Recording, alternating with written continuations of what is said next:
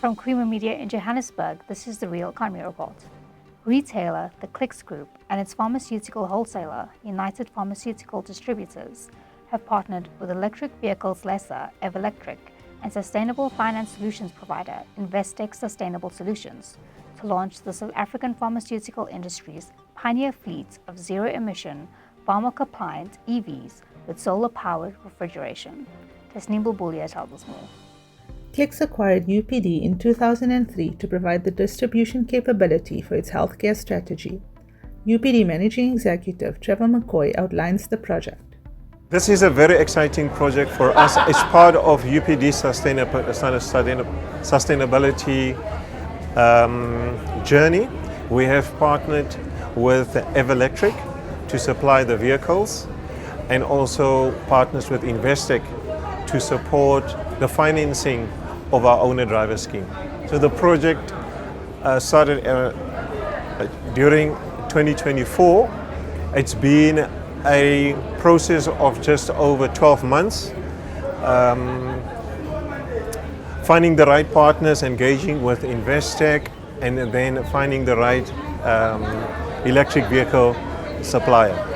The fleet that we're launching today is consisting of 42 vehicles, of which 26 will be deployed in Gauteng and 16 in the Western Cape.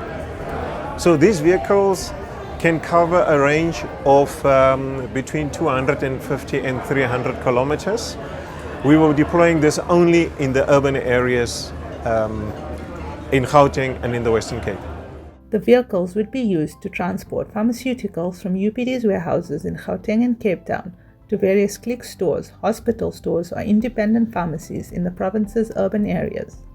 Our plan is to extend the program and roll it out further out on the coast, including Gqeberha as well as Durban. That will happen in 2025. But before then, we will be rolling out an additional 36 units in Gauteng. What we've done as a business, in order to support the fleet, we've expanded our solar panel infrastructure by adding an additional 1,170 solar panels and also high-speed charging points at the two distribution centers, the one in Gauteng and the one in Cape Town. Everlectric CEO and co-founder Ndia Magadagela explains the company's role in the project, as well as the details and benefits of the vehicles. Our role in this is that we are the providers of the vehicles. Everlectric provides the vehicles. We ensured that there was a box on the vehicle. We are also responsible for the logistics, running of the vehicle, meaning that we ensure that the vehicle is fully maintained, it is fully charged all the time, and our clients can actually do the deliveries for the lifespan of the contract. That's what we're going to be doing with for the owner drivers. This is an eDeliver 3 panel van. It is by SAIC, Shanghai Automotive Industrial Company, and then the brand is Maxus under SAIC. The electric vehicles, they are the first purpose-built electric vehicles built from bottom-up electric. These are chassis cabs. We then built a refrigerated box at the back. It is made up of PVC composite lightweight material. We put solar panels at the top of the vehicles to power the refrigerated units.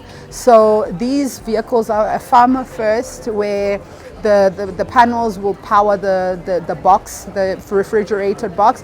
If there is no sunlight, the box can be powered by the battery of the vehicle itself. So these vehicles can actually run for 2 days, even if there is no sun.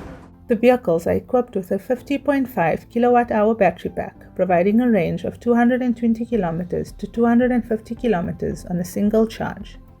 Each EV has a 1-ton capacity and 6.5 meters cubed of refrigerated space.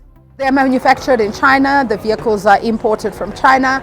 The boxes, the refrigerated boxes, the innovation, the build happened here. So there are accessories on the vehicle that are locally manufactured, and we would like to increase that over time. The local content as we grow. As a broad statement, clients who do between 3,000 and 4,000 kilometers are saving between 10 and 20% in costs by running an electric vehicle, right? So the point is you need to be doing enough kilometers. And how that happens is because the cost of fuel is X, but the cost of electricity is way lower. The electric vehicle might come up at a higher cost, but over the lifetime of the vehicle, of the asset itself, the total cost of ownership of running an EV is way less than the one of running an internal combustion engine. So our clients can save money, but it's cost efficient, but most importantly they can also reduce their carbon footprint. These vehicles save 1 ton of carbon emissions per vehicle per month. We provide charging infrastructure for our clients as well. These would be AC chargers or DC fast chargers, depending on on what the client needs.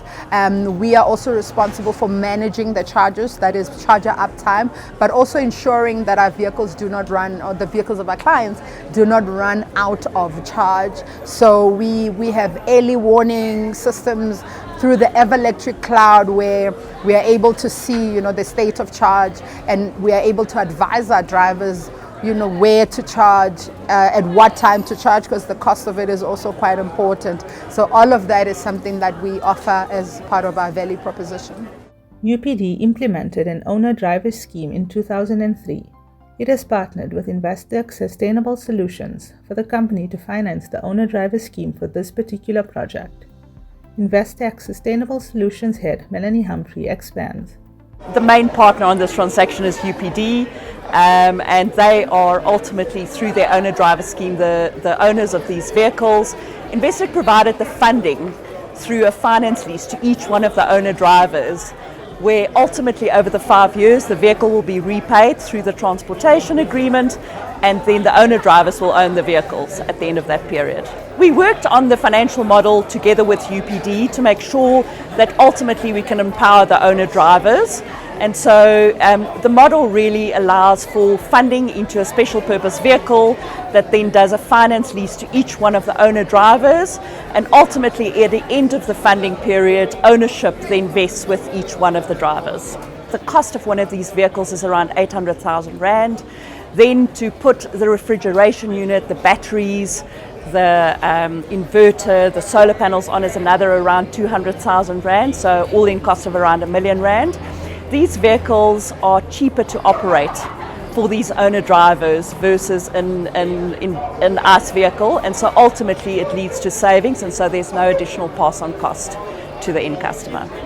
Part of the process is not just having the drivers upskilled in terms of logistics, but also in terms of running their own business. That includes financial management, the managing of their bank accounts, the contractual agreements that needs to be entered into, so that ultimately they're empowered to run their own little small business. There's 11 drivers on the scheme over 42 vehicles, and so most of the drivers have more than one vehicle that is funded as part of this project. Notably, 25% of the EVs would be owned by Black women entrepreneurs. One of these is UPD owner-driver Elizabeth Nonkweri. She provides insight into the driving and ownership experience. The vehicle is very smooth to drive and is meant to stand up to hold on a heavy load as well, and is very smooth to drive. It comes in an automatic, and even the takeoff is very quick. The speed limit as well is on point, and another thing, it's a carbon neutral vehicle. So it helps with the environment, with the greener environment, because now the diesel is got a lot of harm, and when it comes to cost as well, it's very much cheaper to run these vehicles. It's easier to service them and run them more than the diesel. Yes, the vehicle is using a light material. There's no the light material and natural material. There's no wood or anything. It's something that is sustainable.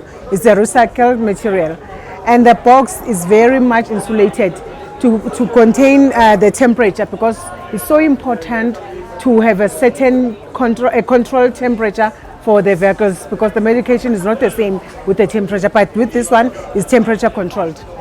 I'm not just a driver, fortunately I'm an owner as well. So this one is a good initiative because I'm able to employ more people. I've got five drivers under my name. So it's empowering everybody. And they empowered me as a black woman. It means a lot in the male-dominating industry. I will encourage young ladies that in this male dominance industry, we need more of us. It's possible with hard work and perseverance, we can do it. We can make it as well as men. So I would really encourage women that to take control in this business as well. That's Creamer Media's Real Economy Report.